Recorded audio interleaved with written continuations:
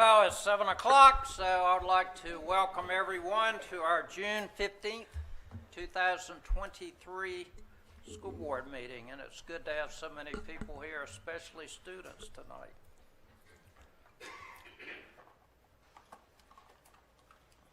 Do we have a motion to come out of closed session?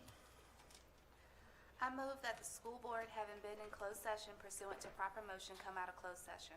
Do we have a second? Second. Any discussion? All in favor of that motion signify by saying aye. Aye. Opposed, no. That motion carries. Do we have a motion for certification? Whereas the Franklin City School Board has convened a closed meeting on this date pursuant to an affirmative recorded vote and in accordance with the provisions of the Virginia Freedom of Information Act, and whereas Section 2.2-3712D of the Code of Virginia requires a certification by this school board that such closed meeting was conducted in conformity with Virginia law, and now therefore be it resolved that the Franklin City School Board hereby certifies that to the best of each member's knowledge, 1, only public business matters lawfully exempt by Virginia law were discussed in the closed meeting to which this certification applies, and 2, only such public business matters as were identified in the motion convening the closed session were heard, discussed, or considered. Thank you. Do we have a second? I second. Any question, any discussion? All in favor of that motion signify by saying aye. Aye. Opposed, no. Motion carries. Again, I would like to welcome everyone. It's always good to see people here. And we're delighted to have the Mayor of Franklin, Mayor Cutchins. Thank you, Mayor. Would you stand for the Pledge of Allegiance, please? I pledge allegiance to the flag of the United States of America and to the republic for which it stands, one nation, under God, indivisible, with liberty and justice for all.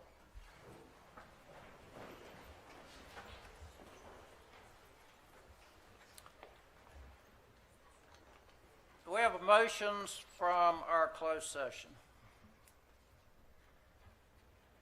I move to accept the personnel recommendations as presented. We have a motion to accept the personnel recommendations. Do we have a second? A second. Any discussion? All in favor signify by saying aye. Aye. Opposed, no. That motion carries. That included our addendum as well. Do we have a motion to approve our agenda? I move to approve the agenda as presented. Do we have a second? I second. Any discussion? All in favor signify by saying aye. Aye. Opposed, no. That motion carries. Roll call. Ms. Davis, please. Ms. Boone, Present.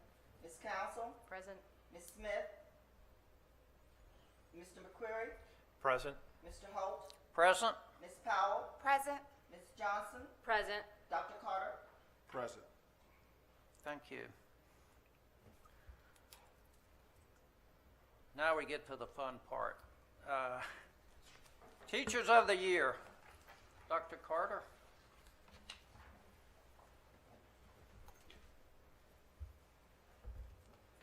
Good evening, everyone. Good evening. I feel tonight like I am the luckiest person in the world because I have the distinct pleasure of introducing some fabulous educators tonight. And so we have, as you can see, we have a lot of awards that we would like to pass out, but we're going to start with our teachers, and we would love for you if you guys could cheer them on. Okay, so we're going to start. We have a partner in education who offers bonuses, stipends, awards to our teachers who go above and beyond each semester. And so this semester, we have a few that are present, and we would love to give to them their actual gift cards. They're right there on the table, the list. But do we have the cards? Do we have the cards? The teachers of the year? No, the gift cards for the Thank you, Ms. Davis. All right, here we For go. the Education Foundation? Yes, the foundation. I see the bags. I wasn't sure where the cards were. I apologize, you guys. Please forgive me. All right, so we're going to start with S.P. Morton Elementary School. Our first teacher being recognized is Ms. Texie Sackett.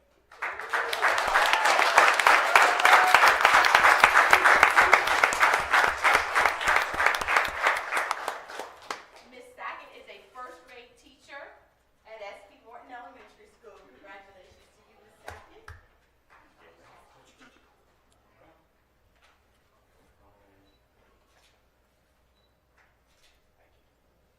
You didn't want to be in the background?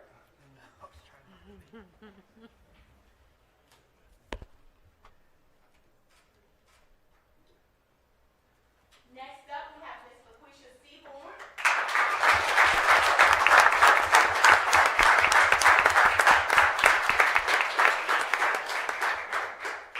Ms. Seaborn is a fifth grade teacher at S.P. Morton Elementary School. Congratulations to you.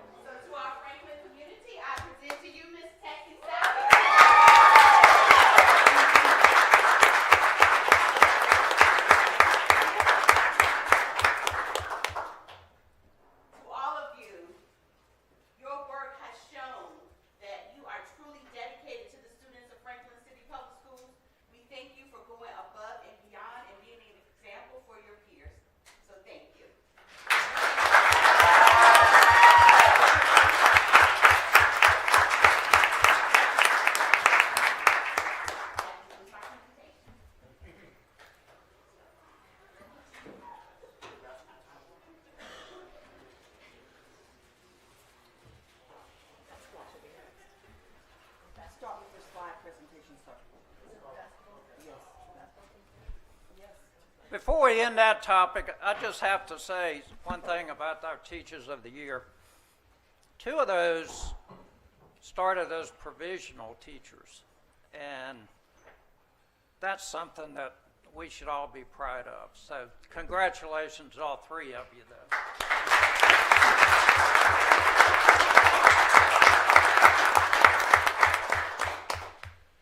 All right, so you see our names of our Franklin High School varsity basketball team.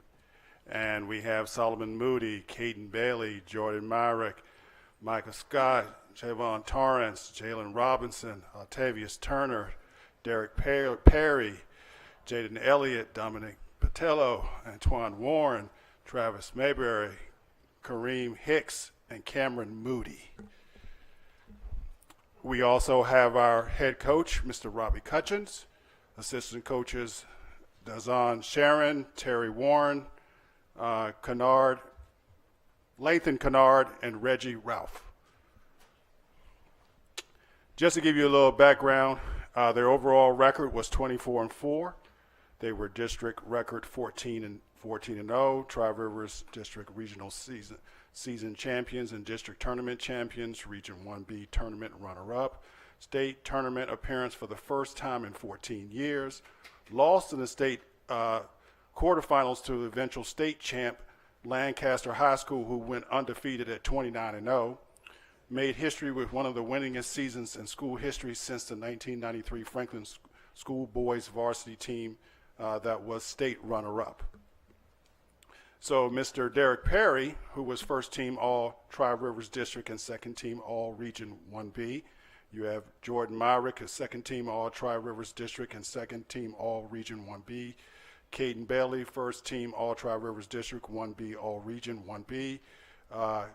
Clavon Terrence, first team All Tri-Rivers District and first team All Region 1B, Region 1B Player of the Year. So give these gentlemen a hand.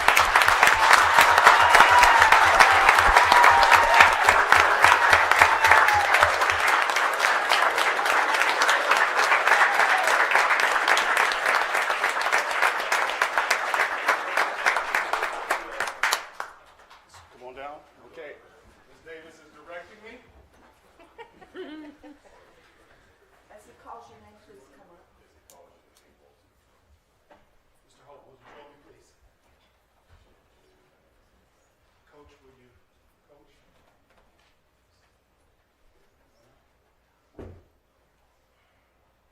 Start here? You're on the wrong table, sir. I thought so. Okay. Yeah, let's go this way. All right, so as I call your name, what I would like to do is present to you Franklin Bronco sweatshirt. And so it has your name on it, and it also, I believe, does it also? The record. Huh? The record, And Mr. the record on it? And the roster on the back of your team. So you also, this is a specialized custom shirt. So please come up And they also get a packet of pictures, sir, over on the other side. And of course, you get some cool photos of you also that are there. So let's go with Kenneth Kennard. Come on up, Kenneth.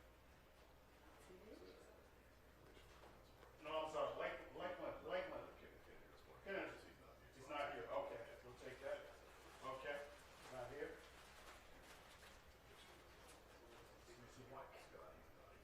He's not here. Okay, all right. Is he here? Javon, come on up, Javon.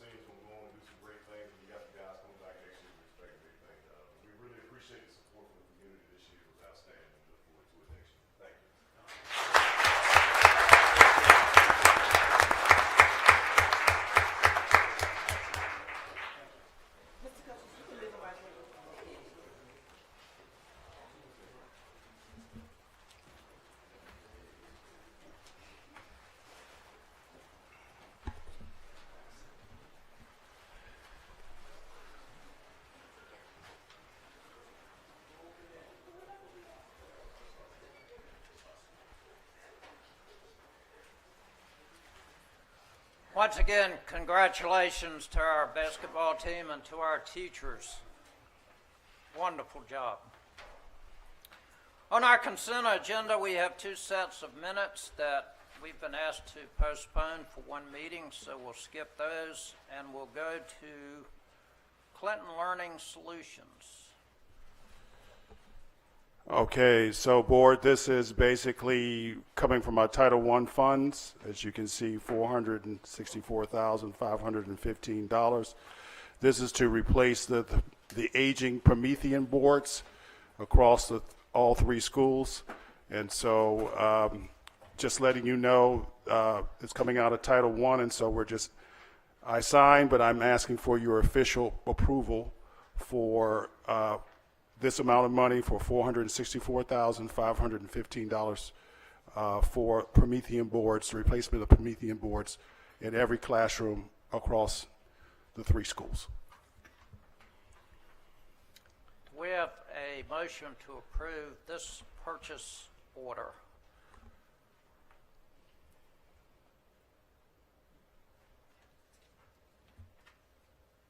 I move to approve the purchase order for the new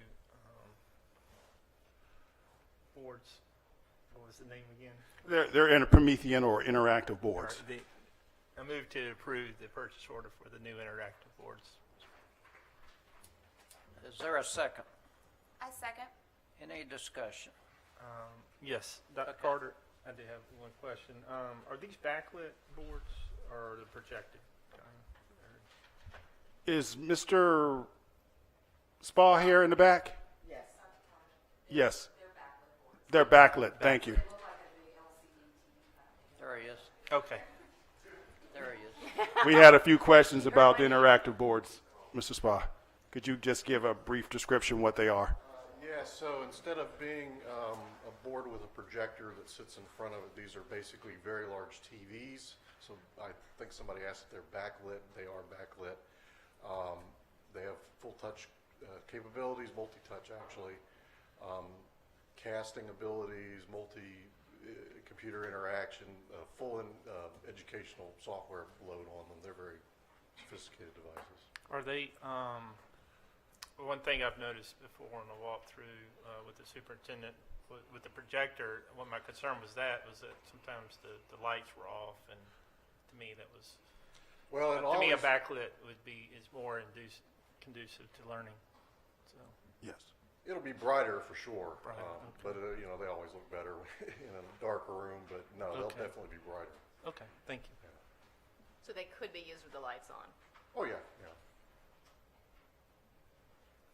Any other questions for Mr. Spa? That's what Thank you, Josh. thank you.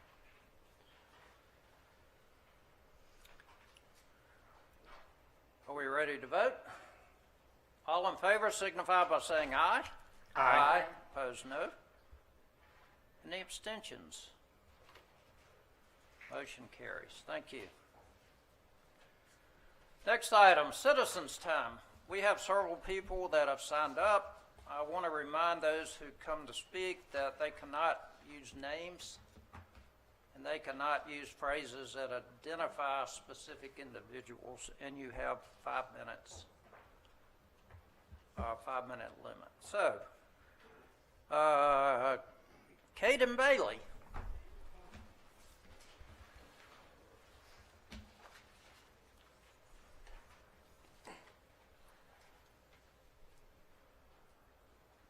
Good evening.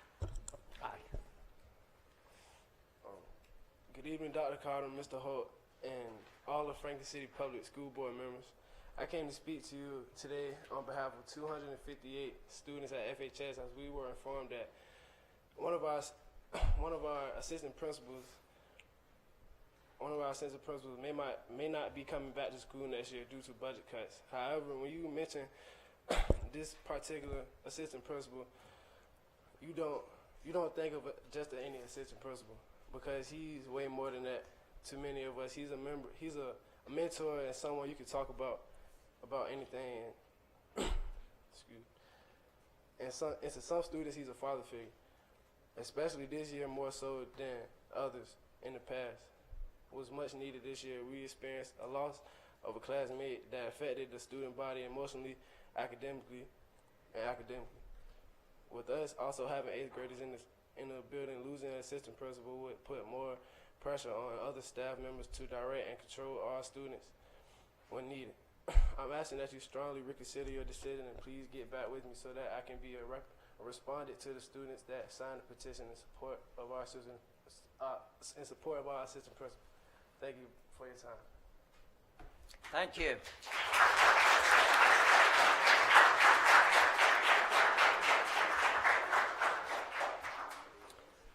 Next person, Hank Mumbert.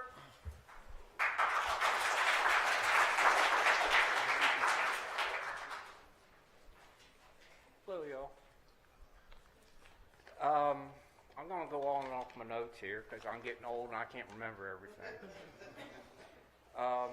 As you know, the robotics team was started in 2005. I'm basically the only person left from the very first year.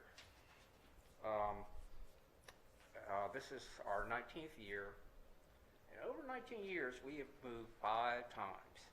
And each time we move, for about a year or so, we don't do very well. But in spite of that, in 19 years, we've won 7 competitions, excuse me. We've been finalists 7 times, and we've won 10 other awards and been to World Championships 6 times. Let's see.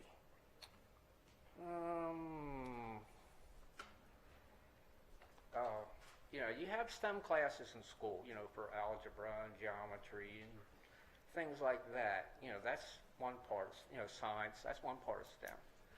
But the robotics team, what you get out of that is you take what you learn and actually do something with it. You find out, why do we measure this? Why do we use this type of material?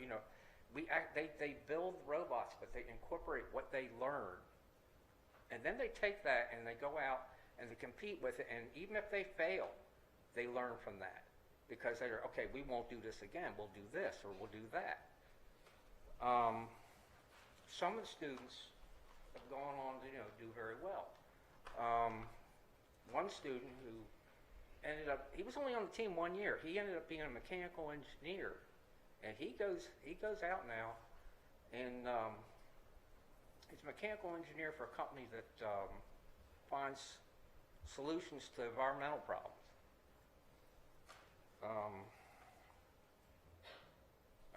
On the other hand, the program's not cheap. Just to go to World Championship is somewhere around, and Mr. Yannick could probably fill me in on this, is somewhere around $40,000 just to go to one world competition, not counting the other ones we go to locally. We compete against teams in Maryland, in Virginia, in D.C. We compete against schools that's got 2,000 students. We compete against private schools. We compete against college prep teams. And, for a little tiny team, for a little tiny school, we do okay. About the only thing the school pays for us is probably the space that we meet and build and practice in and our transportation. We raise our own funds. I work for one of the sponsors. My son and daughter were on the team. We find our own sponsors. We get our own grants. Whatever way we do fundraising. So, we pay for our own hotels and meals and parts and all that stuff. So that's not costing the school anything. And the mentors who are on the team, except for the teachers who get stipends, all the other mentors, we do this for free. It doesn't cost the school system a cent. And, sometimes I wonder why I'm still doing this after, 19 years. I believe in what the program does.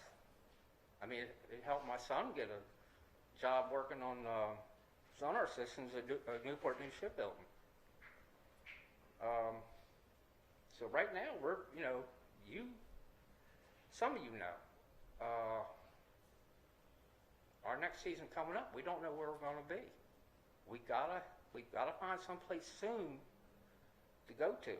I mean, it's good that trades is coming back. I mean, especially now, you got people aging out of all the building trades, and they need young people to learn that. But we still got to have some place to go. So that's about all I wanted to say. Thank you. Thank you, Hank.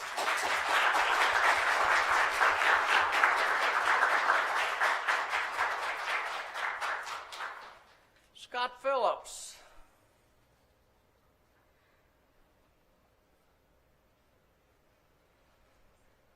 Good evening, Chairman Holt, Vice Chairman Johnson, members of the board, and Dr. Carter. My name is Scott Phillips, reside in Ward 2, and I come to you tonight to give my frustration and anger as a parent.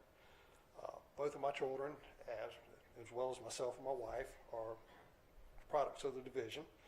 My youngest daughter has been a member of the robotics team for the past 5 years. And we were supporters of the robotics team prior to that. As evident tonight, we do have state championship caliber teams in Franklin.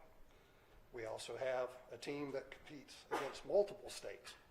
We have a team that competes internationally, but that team seems to be the one that gets overlooked the most. So let's take a look at the last 14 months. Last April, the team was located at Charles Street Gym. They were told they had to move out because of the condition of the gym, which is understandable. Since then, no repairs have been made to the gym, yet the other team that was sharing the facility has been allowed to move back in. So we were moved into the building trades room. Now we're being told we have to move out of that because we're bringing back building trades, yet no place has been offered for them to go. So there's a lot of things that go into this robotics if they have to move. They have all of their equipment, all of the robots, the practice field, and all of that takes a lot of space. So they need a room that has probably 12 foot of head space for practice, of floor space large enough for their practice field. So their season is year round. It's not just their build season. They work over the summer. They have a competition early in the year as well as the regular competition. So to say that, okay, we can move them here just to store their stuff for now doesn't really work. So even this summer they were talking about doing a robotics club for the kids, something like Lego League, just to help out, to get their numbers boosted up. But this, since they don't have a place to go, they can't do that. So fast forward to the Spring Sports Awards. They were left off of the program, period. They didn't have a trophy ordered for their MVP. So they had to borrow a trophy out of the trophy case to give to the child that got the MVP. Ask me how I know, it was my child. So how do you think this makes them feel? Makes them feel inadequate, makes them feel unwelcome. Yet these are the kids that bring probably the most recognition to your school, and this is how you treat them. Thank you. Thank you.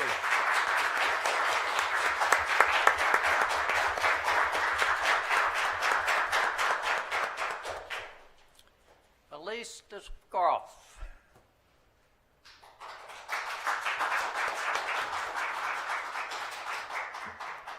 Good evening, school board members, central office staff, Franklin High School staff, and community members here tonight.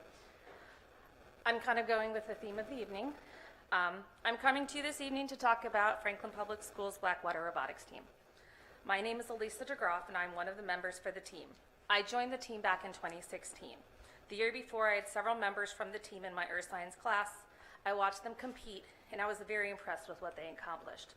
Can you imagine my shock when they told me they built the robot themselves and then they drove that robot to play the game? After reaching out to that robotics coach, she convinced me that I had a place on the team too and that I could be an asset.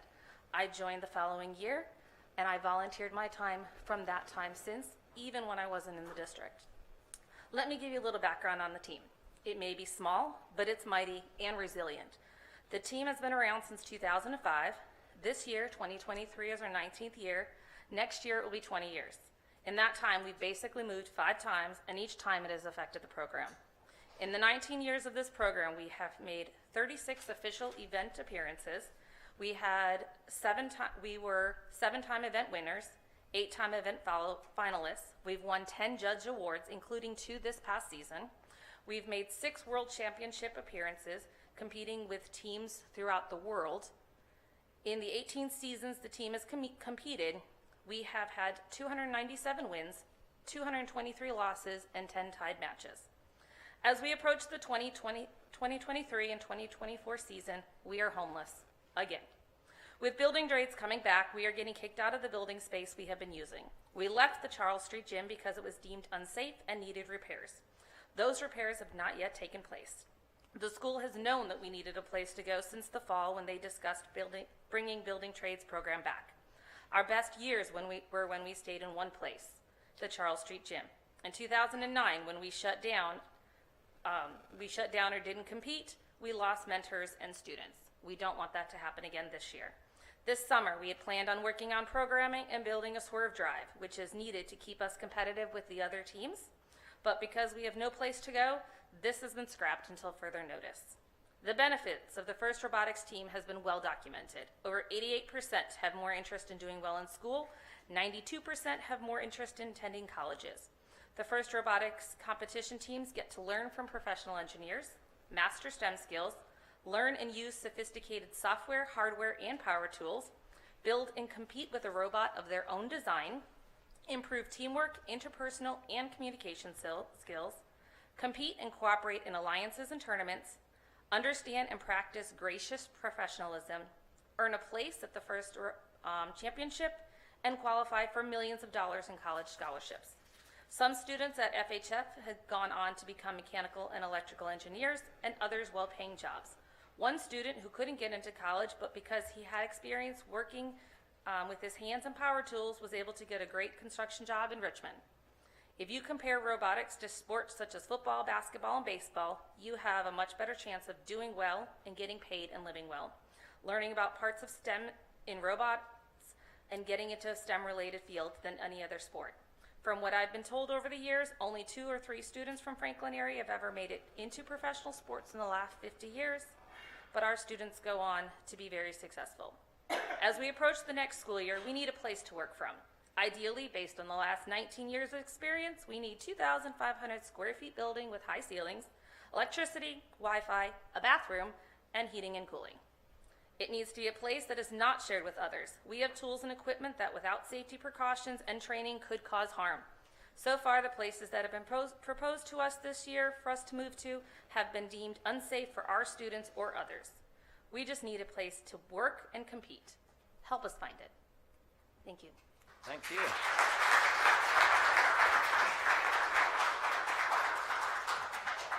Marshall Phillips. Okay.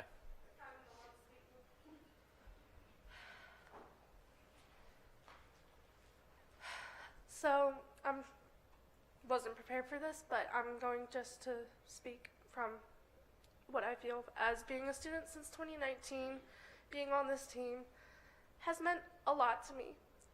Since 2019, we have had to move. This is the second move that we have had to do, which is disheartening to see, because when you're moving constantly and this is a year-round thing and you don't have a space to work on what you need to get done to make our competition better and for us to see Worlds. I went to Worlds in 2019 with my team, and it was amazing. You got to see people from different parts of the area. You got to see people that spoke different languages. It's 6 fields in this big arena, and it's amazing. You get to meet many people, find so many connections in the workforce. There's a lot of things that go into robotics. It's not just the technology side of it. You get to socialize with people you normally wouldn't socialize. Be yourself, be fun, be around others that enjoy one thing, which is, it's a community, is what robotics is. And to have to move a second time and not be able to work on what we as a team need to do to strive to be better and get these other students to, I'm not saying that we can all go to Worlds because we have to raise that money. And we do that through our sponsors and everything, but in order to give them the chance to go to Worlds, go to districts, we have to have space so that we can work on what we need to do to be better. And it's always changing in the technological world. Everything is always advancing. And this year in the robotics world, the advancement is Swerve Drive, which we, as previously mentioned from other people, is something that we lacked this season, unfortunately, because we didn't have time to pick that up.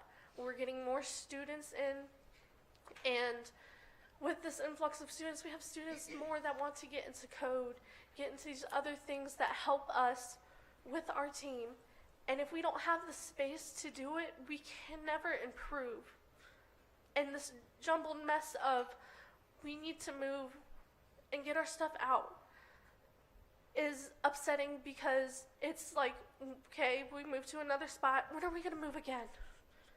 It's waiting for that ball to drop that we have to move again as a team to find somebody that will support us, to find a space that we can stay in and be able to work year round, because it's not just January to however far, it's a year round sport. Technology is always advancing, and if we can't keep up with that advancement, this team, it's been my soul since my brother's been on the team when he was in high school, and I've been on the team since I've seen him. It sparks something in people, and it's just disheartening because having to move over and over, I know I'm rambling, but all of these students that are coming after me are so excited, and they wanted to learn how to do Swerve Drive, and then we had this ball dropped on us that we had to move. And so we put everything on the back burner because we need to move. And so we're packing all our stuff and moving it, making room for the building trades. But we have to store our stuff somewhere until we can find a place fitting enough for us to go so that we can have all our stuff ready for the next season. And not being able to have that backbone that we're going to be okay is awful.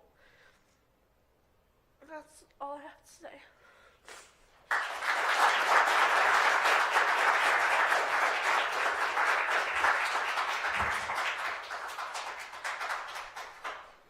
Thank you all for coming forward and expressing your views. We appreciate that. Next, we have our financial performance. Ms. Morrison. Excuse me, Mr. Chairman. Yes.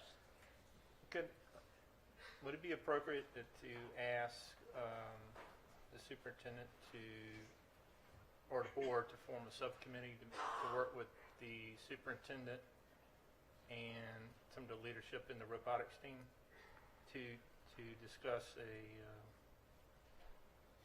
Dr. Carter and I and one of our speakers have been working on that for 2 or 3 weeks, and we have a couple. Would you say promising? Yes, we had one of the sponsors for the robotics team come out to look at a potential site. Okay. And we've been trying to find something in-house within our own facilities, and we're also been trying to look for something that is external as well. But We're also talking with economic development and the chamber about some of the vacant retail space in Franklin, like around Belk and the shopping center near Ace Hardware has space. But we haven't been able to finalize yet. But there's some effort, a lot of effort going on behind the scenes. Okay, thank you. But again, thank you all for coming forward. Hank and I have numerous emails back and forth, and he's been really great to work with. So, okay, Ms. Morrison, thank you. Dr. Carter, school board members, good evening. Tonight, I want to go over with you the fiscal year 2023 financial performance. Here we have the general fund only, and as of the end of May, we had $2.6 million available for spend, and I've broken that down by major function as well as salaries and benefits and materials and supplies. The second column is what we project to spend for June 2023 of $2.5 million. That includes payroll and all the ongoing expenses that we already know about, which would bring us to a projected year-to-date available forecast of approximately $100,000 at year-end. Next slide, please. This is the same analysis for the textbook fund and the nutrition fund. The textbook fund, we will prepare the necessary entry at year-end, and the nutrition fund will be overspent due to their having to replace a refrigerator freezer this year. And remember, though, that that doesn't impact the cash balance because they are in their own separate fund. And as long as their inflows exceed their outflows, they'll still have a running cash balance. Next slide, please. Here we have federal grants only. Available at the end of May, we had $5.7 million. We anticipate spending $278,000 in June, which would leave us with available at the end of June of $5.4 million. Back in November of 2021, we received $5.7 million in ESSER funding. And so this current $5 million variance has to do with how the ESSER funds were initially recorded, budgeted, and rolled over. So we do have to have our ESSER funds spent by September 30th of 2024, but our goal is really more like June 30th, 2024. Next slide, please. So here we have the total of all funds, again broken down by function and by salaries and benefits, materials and supplies. We have $8.4 million available at the end of May. We anticipate expenditures of $2.9 million for June, which would leave us with $5.5 million at June 30th, 2023. Any questions about that? I need the next PowerPoint presentation, please.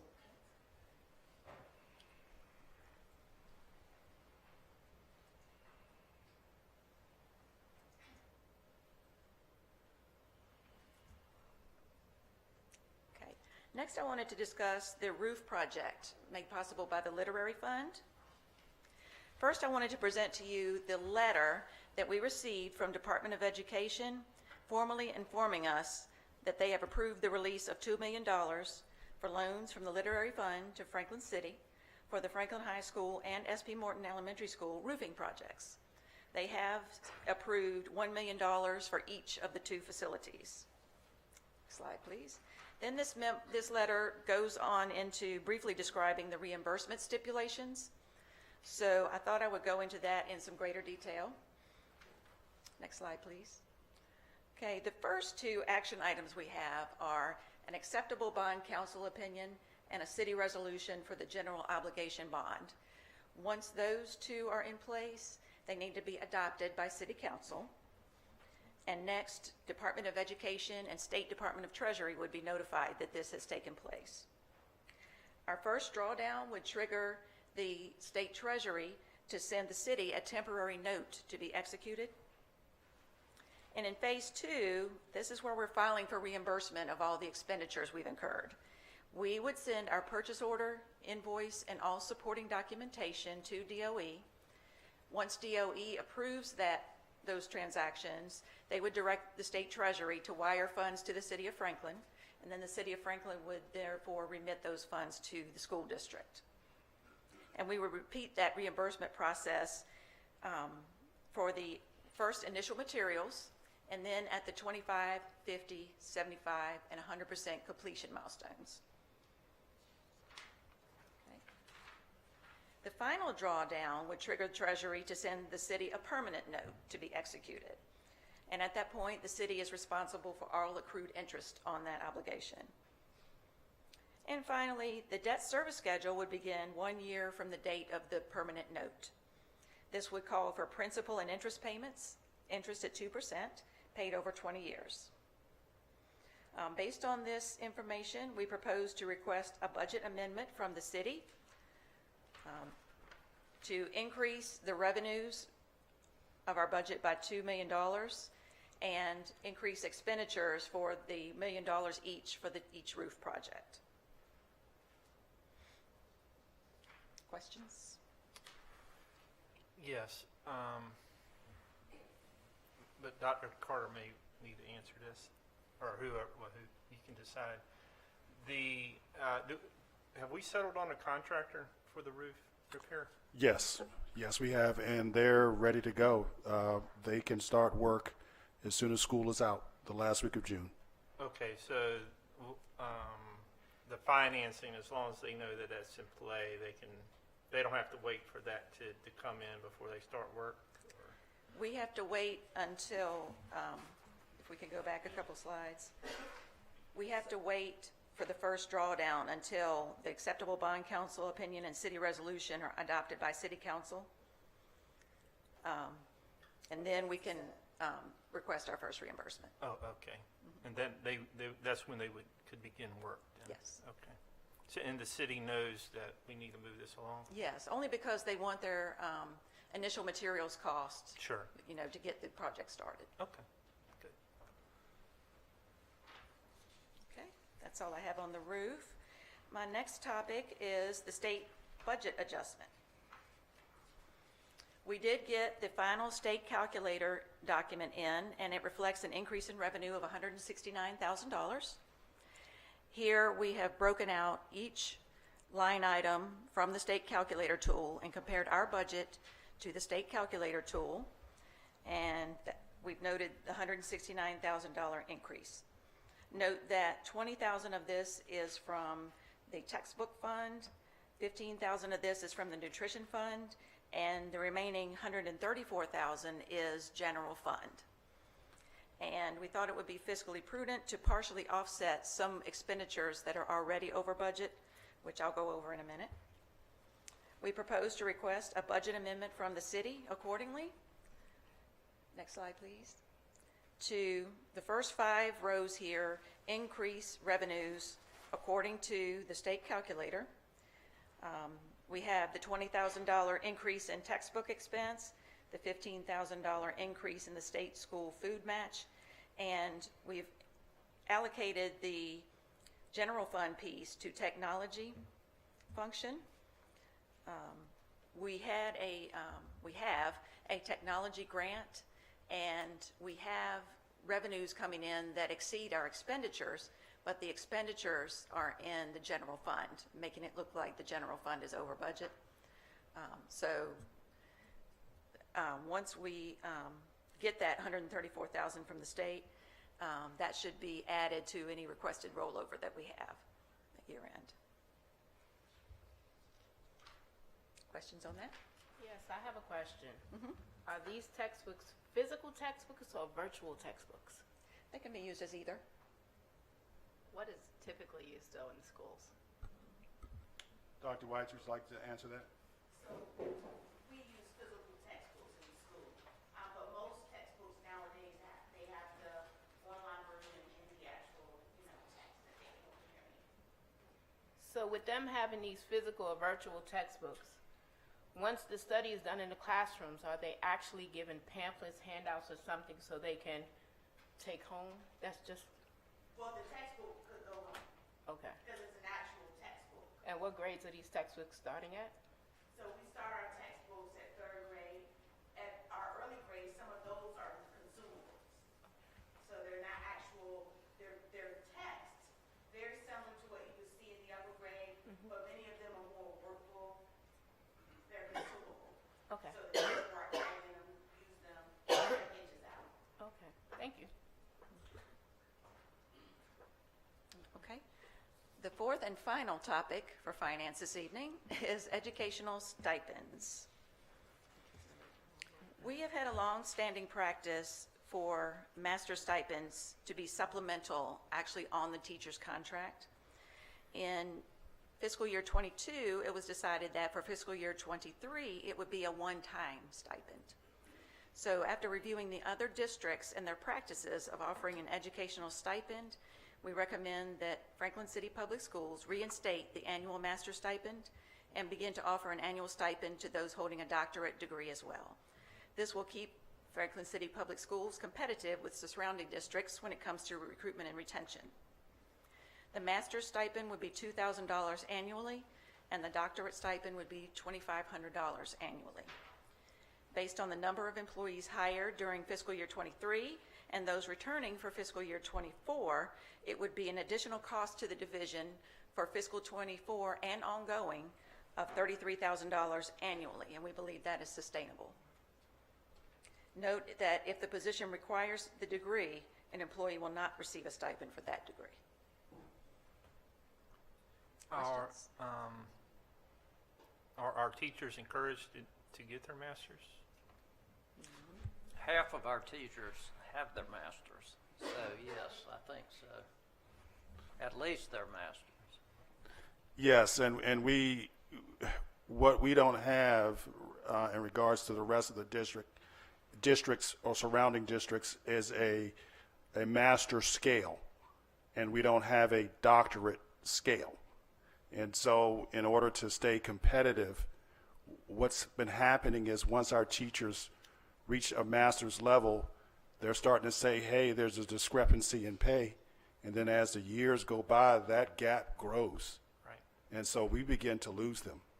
So this is a way that we can remain competitive. So no I think more we're questions? very That's all I have. happy to see that resolved. That was a problem for us. Yes. Thank you.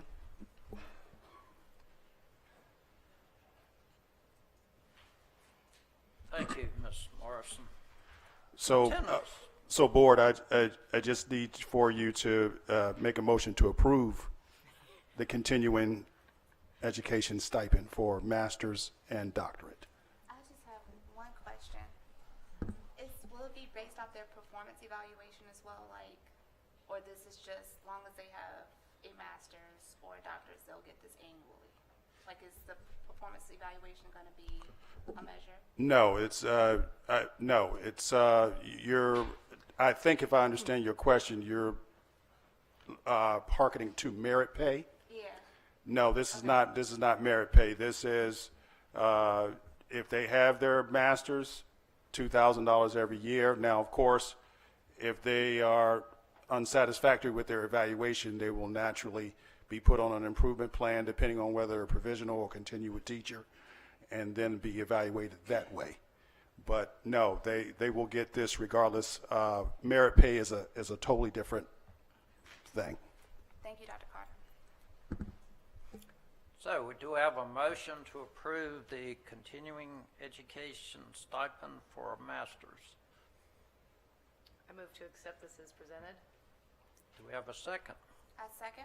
Any discussion? All in favor signify by saying aye. Aye. Opposed, no. Any abstentions? Thank you, board. Dr. Carter, attendance. Yes, thank you, board. You just made a lot of teachers happy tonight. Ms. Phillips.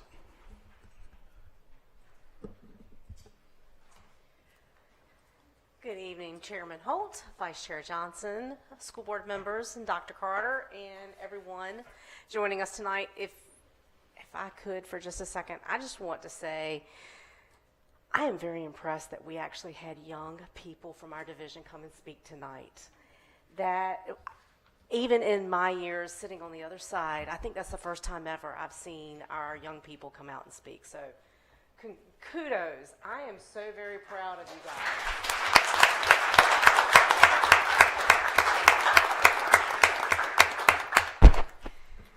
So, attendance. 2 more days left in the school year. 2 more very long days left in the school year. We're looking at attendance. So, we're going to start with SP Morton, giving you where we are right now. Of course, like I said, 2 years left. So, where are we looking at us being? And this is as of last week. So, I've got some updated data. I looked at some data today as well so that I could give you as close to updated as we could. So, As of the end of last school year, enrollment at SP Morton was at 477 students. We had one student that had been dropped for attendance, and we had 275 unrecoverable students, which had us at 57.76% of our students that were considered chronically absent and unrecoverable. Now, what that means when we talk chronically absent, it means that the student has missed at least 10% of the school year for any reason whatsoever. Doesn't matter if they were in the hospital, had a doctor's note, if they were out sick, if they didn't come to school that day because they missed the bus and nobody brought them to school. It doesn't matter for what reason. As of June the 9th, we were at 504 students enrolled at SP Morton Elementary School, with a daily attendance year-to-date of 89.65%. We had 3 students that we had dropped for attendance, and what that means is they've missed 15 consecutive days of school. And we had 194 students that were unrecoverable, which put us at 38.49%. As of today, we were sitting at 201 students that were unrecoverable, putting us at 39.88%. Like I said, last year we were at 57.76%. That's quite an improvement over last year. Now, to put that a little bit more into perspective, out of those 201 students, 46 were chronically absent above that threshold by 3 or fewer absences. So had those students been in school just 1, 2, or maybe even 3 more days, then we would have been down to about 30.75% that were chronically absent. So that's actually major improvement over last year, and we're hoping for even more next year. Any questions on SP Morton before I move on? Just out of curiosity, how many of those students would you say, or do you know, were clusters of families that were absent? Quite a few of them. Quite a few of them. Thank you. Can you remind us, when you say unrecoverable students, does that mean they are not able to pass that grade? That the way the law in Virginia is written, the compulsory attendance law, is it says that if a student misses 10% or more of the academic year, then the state strongly encourages that they be retained in their current grade level for an additional year. That is at the discretion of the division, because we can waive that and we can promote the child to the next grade for various reasons, and that's up to the administration in the division. How do we currently handle that? Is it a case by case? It's normally a case-by-case basis, because what you're really talking about is 16 days. 16 total days before they go into the unrecoverable. The way our calendar is built. I've just, and I understand it's a state law or state guidelines. It's just, at some point, if you're considered unrecoverable, what's the point of coming back? If you just know you show up next year. I don't think it's really that. No, we don't do it. It's I not don't to that. think students necessarily even know they're unrecoverable. No, they don't. They don't. It's not a hard line in the sand. Right. It's not a hard line in the sand. We just know it. The issue was hurting us is it's accreditation. So. And potentially funding as well, or just accreditation. Well, and think about, because I was looking at it the other day. So let's say a student misses 10% of the school year, so they've missed 16 days. When you look at the state funding portion, so we'll just look at the state funding portion. For each day that a student misses, based on our per pupil expenditure, if we have 10% of our students that are out of school every day, which means 90% are here every day, that's not bad. But that 10%, if we've got 10% out every day, that could cost us close to $1 million a year.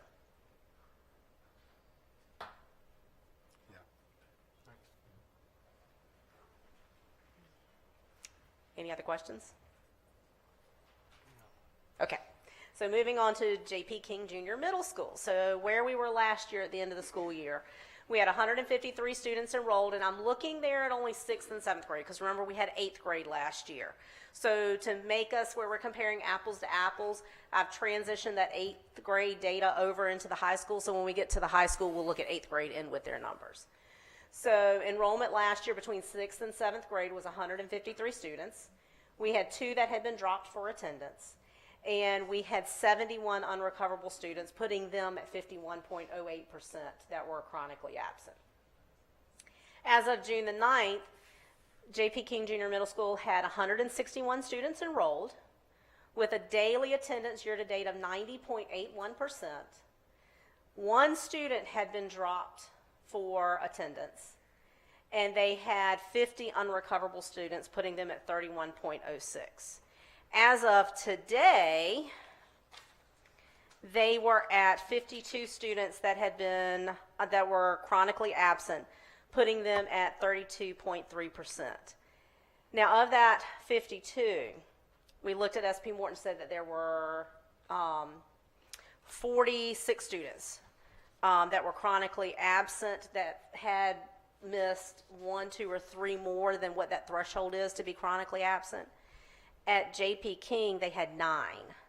So that 9, had they actually not passed over that threshold, that would have them at 26.71% for the year.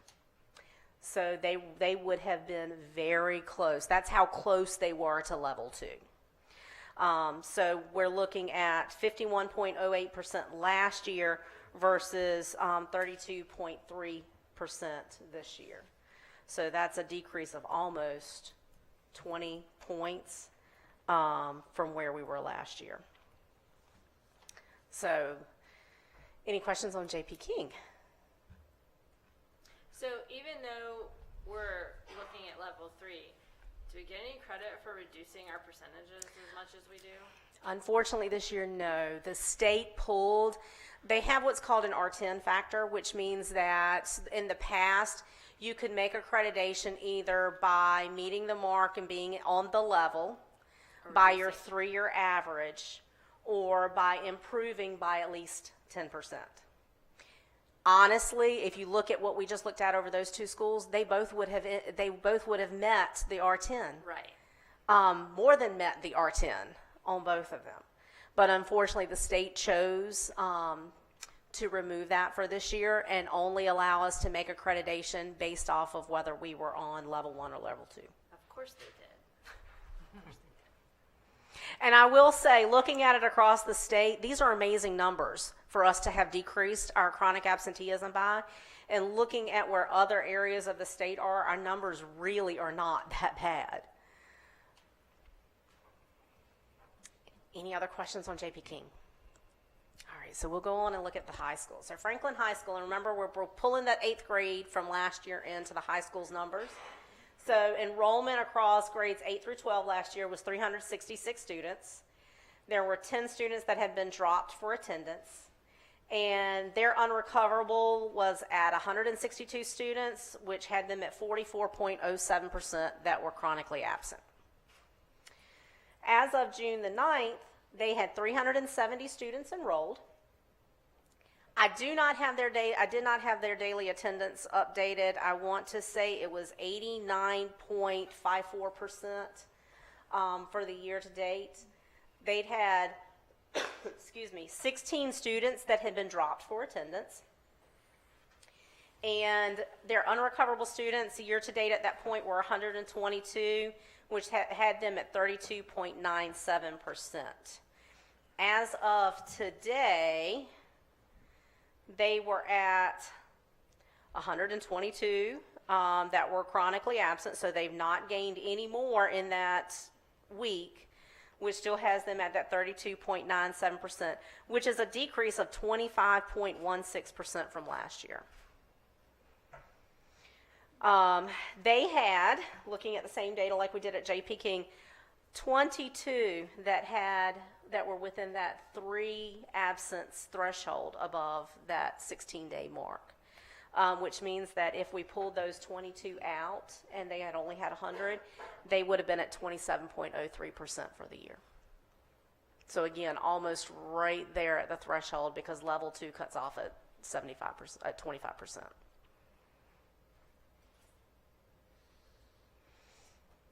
Any questions on Franklin High School?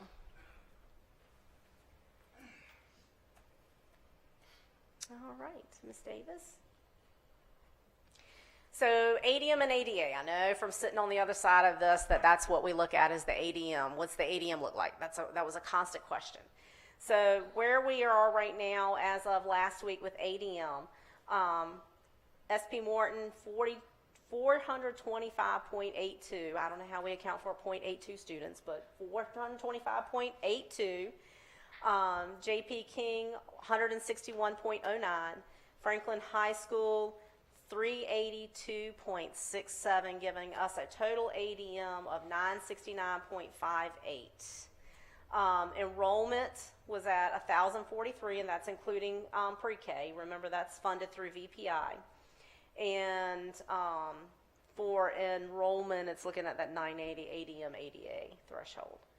So as of 6/9, we're looking at right at 1,035 students, which is, I think, exactly what we had predicted for the year. Correct, Dr. Carter? That's correct.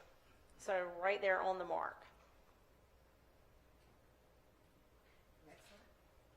Absolutely. Any questions? I think going from roughly 50% unrecoverables down to 30% is a remarkable increase. I think our ultimate goal is 15%. That would have us in level 1. Yes. That's level 1. That's level 1.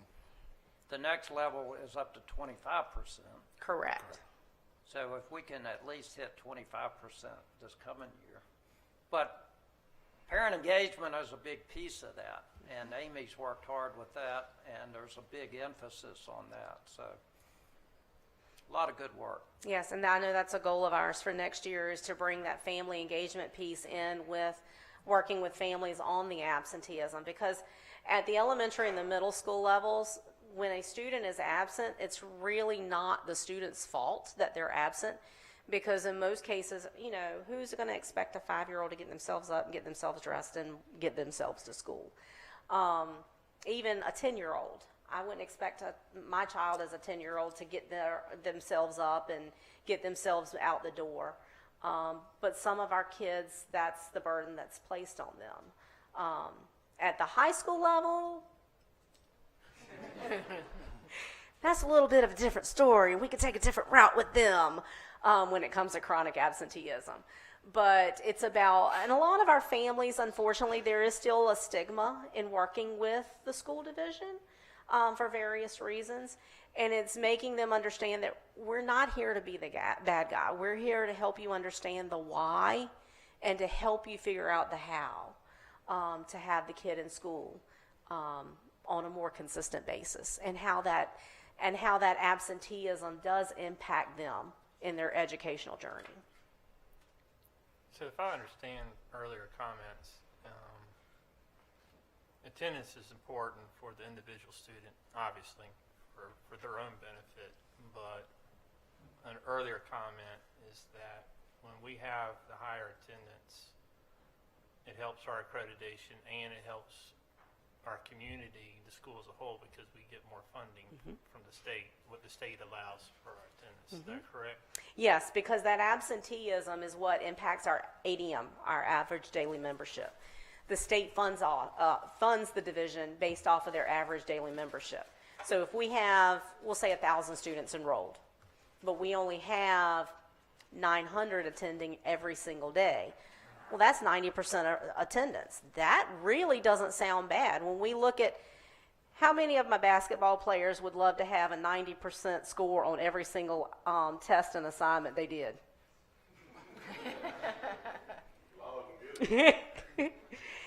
90% is good. I mean, we think 90% is good, but that's 100 students that the state's not paying us for being enrolled in our division. So it makes a huge impact. Thank you. Any other questions? A school can score in the 90s on every SOL test, but if their attendance is bad, then they lose their accreditation. They can, depending, because they have to miss the mark on more than one of the, if I'm correct, Dr. Carter, they have to miss the mark on more than one accreditation standard in order for it to impact their accreditation. So if we made the mark on all of our SOL scores and every other category for accreditation, and the only one we were off by is absenteeism, we could still be accredited. Any other questions for Amy? Thank you. Good Thank job. you. A couple announcements about the board. Our next meeting, we're going to skip our normal work session in July, so our next meeting will be in here. July the 20th, we have a special training session on August the 3rd. And Monday, this coming Monday, is a holiday. Any other comments from board members?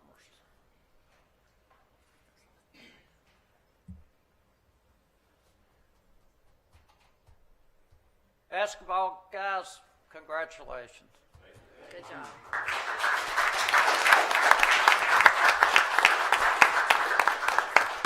Teachers, congratulations.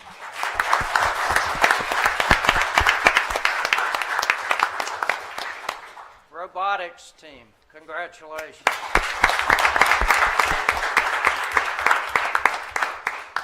Anything else? Do we have a motion to adjourn? Yes, I move to adjourn. Second.